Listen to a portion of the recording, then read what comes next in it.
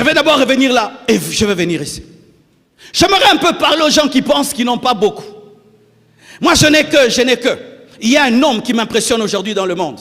C'est cet Australien qui s'appelle, je crois, Nicky quelque chose. Hein. Il n'a pas de main et il n'a pas de pied. Cet homme influence le monde plus que moi. Il remplit les stades plus que moi. Je le vois tout le temps sur Instagram. Il a la joie. J'ai dit, comment il a la joie? Il a compris qu'il n'y a pas que le potentiel physique. Il y a aussi le potentiel psychique et spirituel. Si tu n'as pas une grande beauté, ce n'est pas tout. Si tu n'es pas très intelligent, ce n'est pas tout. Il y a aussi l'onction. Mais si tu n'as pas les dons des miracles, tu as le corps. Il y a toujours quelque chose quelque part. Mephibosheth était infirme. Il était comme s'il n'avait rien. Mais il avait une relation. David, ça sauvait sa vie. La relation l'a sauvé sa vie. Il n'avait rien, ni dans son corps, ni dans son esprit. Mais, socialement, il y avait David. Une histoire a été racontée. Un monsieur est venu devant Dieu. Il a dit, Dieu, je suis devenu un grand banquier. Dieu lui dit, tu as échoué. Moi, je ne t'ai pas appelé sur la terre à être un banquier. Tu devais être un pasteur. Un autre vient, Dieu, je suis devenu un grand pasteur. Dieu lui dit, non, tu as échoué. Toi, tu devais être un banquier pour avoir l'argent et soutenir des pasteurs. Beaucoup de pasteurs ont échoué parce qu'ils n'avaient pas l'argent, parce que toi, tu n'es pas devenu un banquier. Un autre vient, Seigneur, moi j'ai une grande église. Dieu dit, non, moi je ne t'ai pas appelé à avoir une grande église. Moi, je t'avais appelé à être médecin. Tel autre. Et puis, il y a une femme. Elle est venue. Elle dit, moi, ça ne sert à rien. J'ai échoué. Elle est venue seulement avec son enfant. Elle dit, Dieu, moi, je n'ai rien fait. J'ai seulement élevé cet enfant. C'est tout ce que j'ai fait. Dieu l'a dit, tu as réussi. Elle dit, comment? C'est tout ce que je t'ai demandé. Que tu prennes soin de cet enfant. Parce que cet enfant sera un grand homme et va influencer la terre. Tu as réussi. Elle n'avait reçu qu'une seule chose. Toi, tu ne sais pas chanter. Toi, tu ne sais pas prêcher. Mais Dieu t'a donné la grâce seulement de la propreté. Toi, tu trouves que c'est rien. Moi, mon ministère fonctionne par la propreté. Quand il y a la saleté, je n'arrive pas à servir. Je ne supporte pas la saleté. Je ne supporte pas le désordre. Je ne supporte pas les choses mal posées. Rien qu'un truc qui est mis comme ça, là, moi, ça me distrait. Ça me distrait. Je n'arrive pas. Mais quelqu'un qui sait poser ça calmement comme ça. Pour lui, il pense qu'il me pose seulement. Non, tu me donnes la concentration.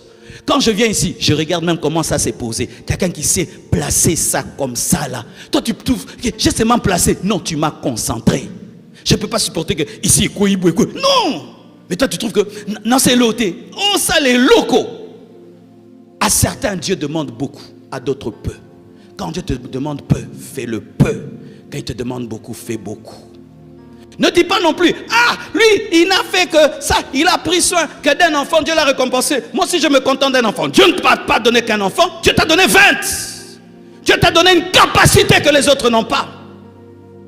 Avec les capacités que tu as et le rendement que tu donnes, est-ce que c'est conséquent? Lorsque je suis calme, l'écrivain en moi me dérange, je dois écrire un livre. Lorsque je suis calme, le musicien en moi dérange, je dois faire des clips. Lorsque je suis calme, l'apôtre qui est en moi me dérange, je dois ouvrir des églises. Lorsque je suis calme, le pasteur en moi me dérange, tu dois revenir à l'église. Lorsque je suis calme, le mari en moi me dérange, je dois prendre soin de ma femme. Lorsque je suis calme, le papa qui est en moi me dérange, je dois prendre soin de mes enfants. Lorsque je suis calme, le grand frère qui est en moi me dérange, je dois prendre soin de mes petits frères. Lorsque je suis calme, l'enfant qui est en moi me dérange, je dois prendre soin de papa et de maman. Lorsque je suis calme, le patriote qui est en moi me dérange, je dois parler de mon pays. Lorsque je suis calme, l'Africain qui est en moi me dérange, je dois parler de l'Afrique. Lorsque je suis calme, l'universaliste qui est en moi me dérange, je dois parler des extrémités de la terre. Tu dois connaître qui tu es, afin d'enfanter tout ce que tu dois enfanter. Car si tu es une Ferrari, tu cours à 100 à l'heure, tu as échoué, tu dois faire le 200 à l'heure. Tu es belle, tu as gagné combien de gens par ta beauté?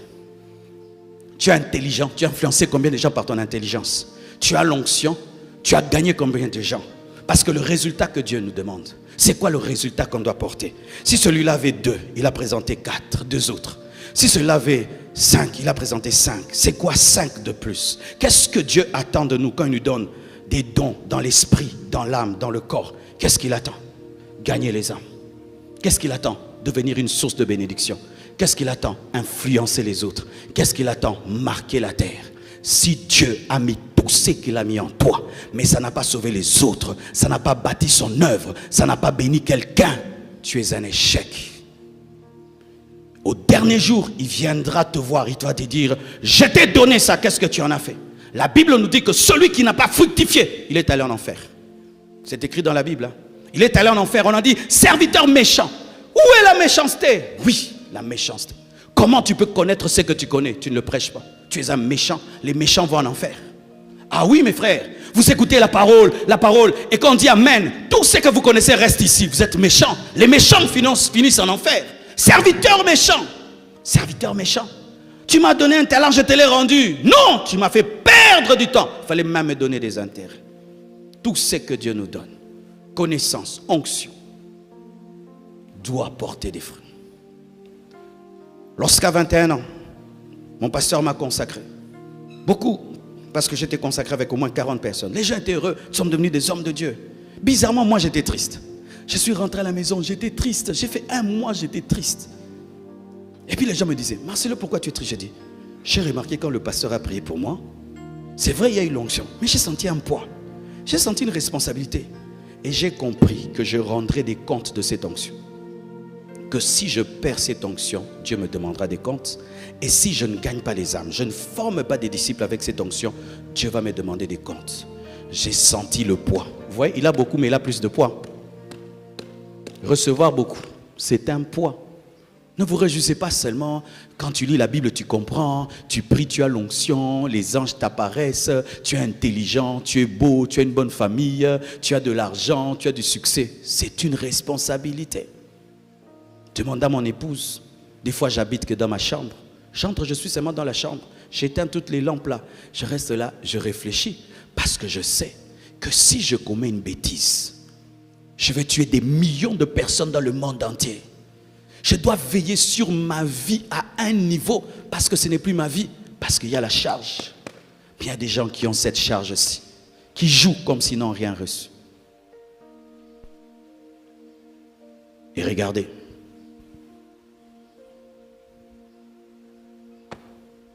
je vous débarrasse des dons, des talents, des grâces, des aptitudes. À ce niveau, ils sont égaux. Nous sommes égaux. Pour ce qui est du salut, pour ce qui est d'être enfant de Dieu, nous sommes égaux. C'est pourquoi toi, qui as reçu beaucoup, tu n'es pas un super chrétien. Comme maintenant dans les églises, si quelqu'un a beaucoup d'onction, il veut vous terroriser.